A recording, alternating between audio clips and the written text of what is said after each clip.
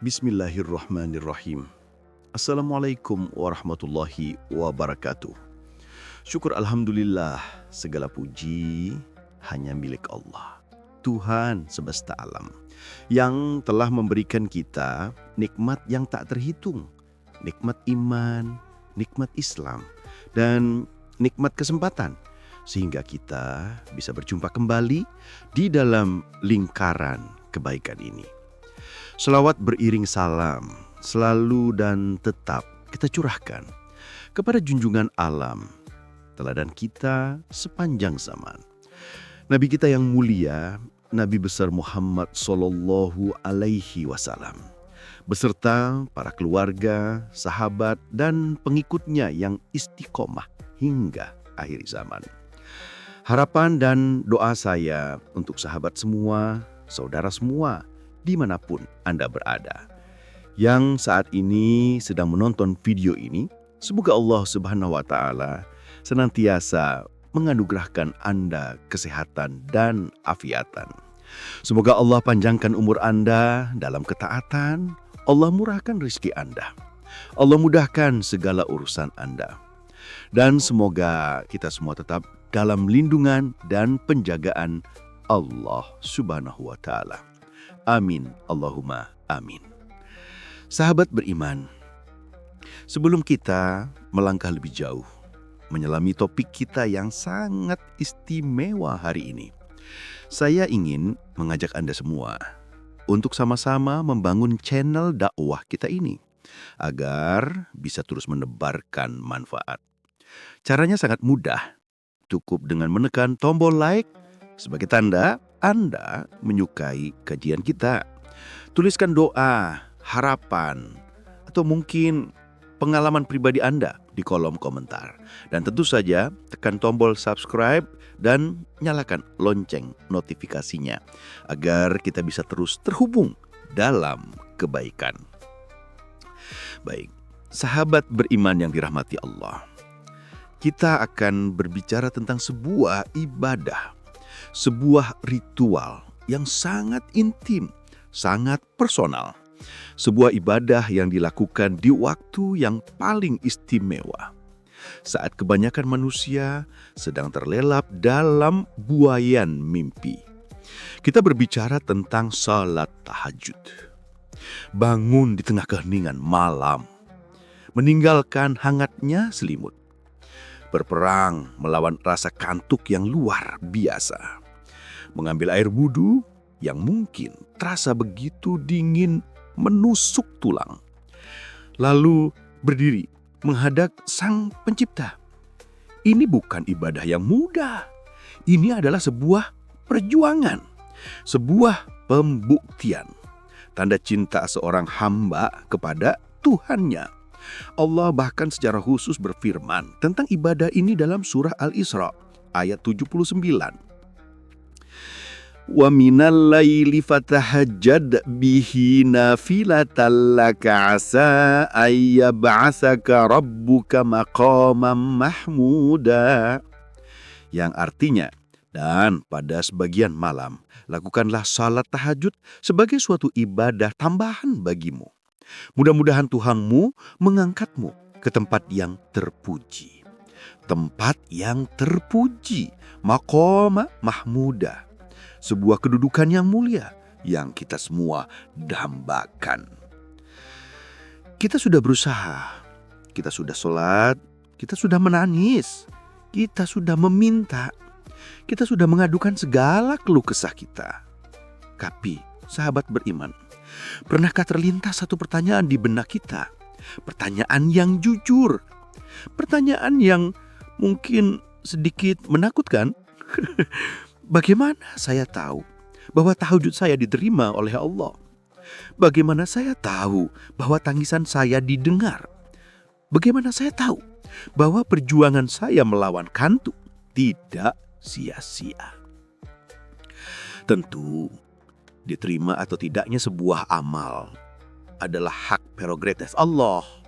Itu adalah rahasia gaib yang hanya Dia yang tahu. Namun, para ulama telah mengajarkan kita bahwa ibadah yang makbul, ibadah yang diterima, ia akan meninggalkan jejak, meninggalkan bekas. Bukan di langit, tapi di dalam diri pelakunya, di dalam karakter, dan di dalam kehidupannya sehari-hari.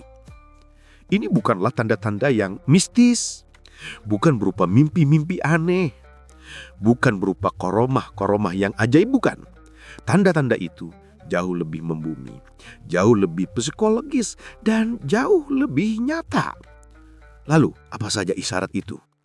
Isyarat pertama yang paling bisa kita rasakan secara langsung adalah munculnya sakinah, sebuah ketenangan jiwa yang mendalam.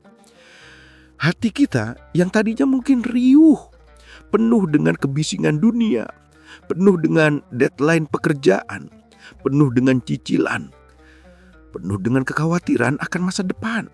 Tiba-tiba setelah kita rutin mendalamkan tahajud, hati itu terasa lebih damai. Ketenangan ini bukan ketenangan semu, bukan ketenangan sesaat, tapi ia adalah ketenangan yang meresap, yang terbawa hingga siang hari saat kita beraktivitas, menghadapi kemacetan, menghadapi klien yang sulit. Hati kita tetap terjaga, tetap adem. Kenapa bisa demikian? Karena di keheningan malam itu kita sudah menumpahkan segalanya. Kita sudah curhat habis-habisan kepada Zat yang Maha Mendengar. Kita sudah menyerahkan semua beban kita kepada Zat yang Maha Kuat. Kita sudah mengisi daya spiritual kita langsung dari sumbernya. Sehingga apapun masalah dunia yang datang di siang hari, rasanya menjadi kecil dibandingkan dengan keagungan Allah yang kita temui setiap malam. Ketenangan batin ini, sahabat beriman, kemudian akan menjalar. Ia akan berefek positif pada ibadah kita yang lain. Inilah isyarat berikutnya, yaitu meningkatnya kualitas iman dan ibadah. Salat fardu kita yang 5 waktu, yang tadinya mungkin terasa seperti rutinitas, seperti menggugurkan kewajiban yang kita kerjakan dengan tergesa-gesa, kini terasa berbeda, terasa lebih berisi, terasa lebih khusyuk. Kita jadi lebih menikmati setiap bacaan, setiap gerakan. Bukan hanya sholat wajib, ibadah-ibadah sunnah lainnya, membaca Al-Quran yang tadinya mungkin berat, kita buka mushaf hanya di bulan Ramadan. Sekarang ada kerinduan, ada rasa ingin membacanya setiap hari, walau hanya 1 atau 2 ayat. Hati kita yang tadinya gersang, penuh debu duniawi, mulai basah, tersiram oleh embun keimanan. Peningkatan iman ini tumbuh dari sebuah akar yang sangat kuat, yang juga merupakan tanda diterimanya tahajud, yaitu tumbuhnya rasa ikhlas. Coba kita renungkan sejenak. Sholat tahajud adalah ibadah sunnah, bukan wajib. Ia dilakukan di waktu yang paling tersembunyi. Siapa yang mau kita pamerin jam 2 atau jam 3 pagi? Tidak ada. Keluarga kita sedang tidur, tetangga kita tidak melihat, teman di media sosial kita tidak tahu. Amalan ini adalah amalan yang paling murni antara kita dan Dia.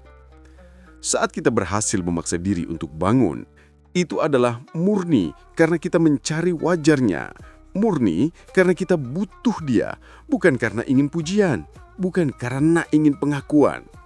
Nah, latihan ikhlas yang kita lakukan setiap malam ini, training center kemurnian niat ini, secara perlahan tapi pasti akan menular, akan menginfeksi ibadah-ibadah kita yang lain. Kita jadi bersedekah bukan karena ingin dipuji. Kita bekerja bukan hanya karena ingin gaji, tapi karena kita tahu itu adalah ibadah. Lalu apa yang terjadi? Ketika seseorang yang hatinya sudah mulai tenang, yang imannya sudah mulai meningkat, dan ibadahnya sudah terbungkus keikhlasan, apa yang terjadi saat ujian datang menghantam? Jawabannya, ia akan menjadi jauh lebih sabar dan lebih tabah. Inilah isyarat berikutnya, meningkatnya level kesabaran. Sahabat beriman, Tahukah Anda bahwa tindakan bangun untuk tahajud itu sendiri adalah magang kesabaran tingkat tinggi? Sabar melawan kantuk, sabar melawan dingin, sabar melawan lelah. Latihan kesabaran yang kita lakukan setiap hari ini membentuk sebuah otot mental, membentuk sebuah jangkar spiritual yang membuat kita tidak mudah goyang saat diterpa badai masalah. Kita tidak lagi mudah mengeluh, tidak lagi mudah menyalahkan keadaan, tidak lagi emosional karena kita sadar kita punya backingan yang maha kuat yang kita temui tiap malam. Kita tahu bahwa setiap masalah pasti ada solusinya, dan solusi itu sangat dekat dengannya. Kesabaran ini, ketenangan ini, keikhlasan ini, akhirnya bermuara pada satu hal yang dicari oleh semua manusia, yaitu keberkahan dalam hidup. Berkah. Ini adalah isyarat selanjutnya. Tapi tunggu dulu, jangan salah mengartikan berkah. Bukan berarti harta kita mendadak melimpah ruah. Bukan berarti kita jadi kaya raya. Bukan. Berkah adalah kualitas, bukan kuantitas. Berkah adalah saat yang sedikit terasa mencukupi. Berkah adalah saat uang yang kita miliki, entah bagaimana, selalu cukup untuk kebutuhan. Berkah adalah saat makanan yang kita makan terasa nikmat dan menyehatkan. Berkah adalah saat keluarga yang kita miliki terasa hangat dan harmonis.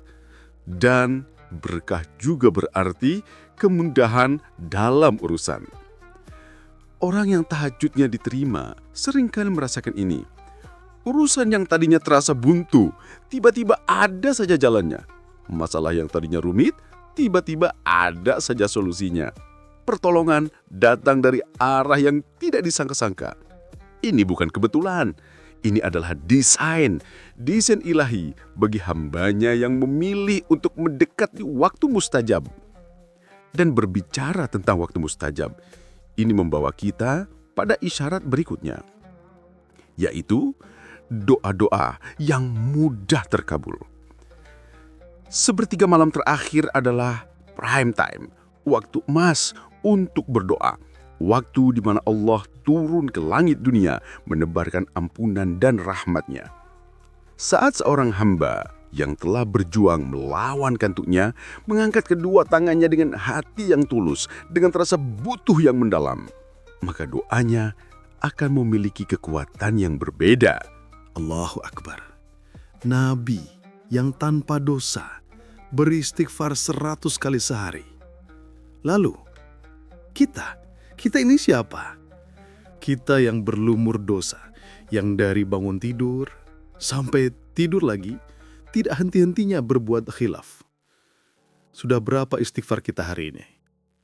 Sudahkah 100 kali? Atau jangan-jangan kita hanya beristighfar saat selesai sholat saja, 3 kali, lalu pergi. Dikisahkan, Imam Hasan Al-Basri, seorang ulama besar, didatangi oleh seseorang yang mengeluh. Wah Imam, musim paceklik melanda kami. Hujan tak kunjung turun. Apa kata Imam Hasan? Perbanyaklah istighfar. Orang itu pergi. Datang orang kedua, mengeluh. Wahai Imam, aku ini miskin, rezekiku sempit, aku butuh harta. Apa kata Imam Hasan? Perbanyaklah istighfar. Orang itu pergi. Datang orang ketiga, mengeluh. Wahai Imam, aku sudah lama menikah, tapi belum punya anak. Apa kata Imam Hasan? Perbanyaklah istighfar. Orang itu pergi. Seorang muridnya yang melihat itu semua menjadi bingung. Ia bertanya, wahai guruku, 3 orang datang dengan 3 masalah yang berbeda. Kekeringan, kemiskinan, dan kemandulan. Tapi kenapa jawabanmu hanya 1? Perbanyaklah istighfar. Imam Hasan Al-Basri tersenyum. Lalu beliau berkata, wahai muridku, tidakkah engkau membaca firman Allah dalam surah Nuh? Lalu beliau membacakan ayat 10, 11, dan 12 tadi. Sahabat beriman, inilah rahasianya. Istighfar adalah paket komplit. Satu amalan untuk 1000 masalah. Ia adalah ibadah yang sering kita lupakan, yang sering kita anggap remeh. Padahal di dalamnya tersimpan kunci pembuka harta karun dunia dan jaminan keselamatan di akhirat. Maka mulai hari ini jangan sepelekan kalimat ini. Basahi lisan kita saat di perjalanan, saat di kemacetan, saat sedang bekerja, saat sedang memasak, saat ajang menunggu. Ganti keluh kesah kita, ganti umpatan kita, ganti gosip kita dengan astagfirullah, astagfirullah, astagfirullah. Lakukan dengan istiqomah 100 kali sehari. Dan lihatlah keajaiban apa yang akan Allah datangkan ke dalam hidup Anda. Semoga apa yang sedikit ini bisa menjadi pengingat untuk saya pribadi dan untuk sahabat beriman semua. Semoga Allah ampuni segala dosa kita dan Allah bukakan untuk kita pintu-pintu kebaikan, pintu-pintu rezeki dari segala penjuru. Terima kasih telah menyimak hingga akhir dan jangan berhenti di sini. Karena di video berikutnya kita akan membahas sebuah rahasia lain, yaitu rahasia sholawat sebagai penarik rezeki tercepat. Silakan Anda klik salah satu video yang kini muncul di layar Anda. Semoga bermanfaat. Wallahu a'lam bishawab. Wassalamualaikum warahmatullahi wabarakatuh.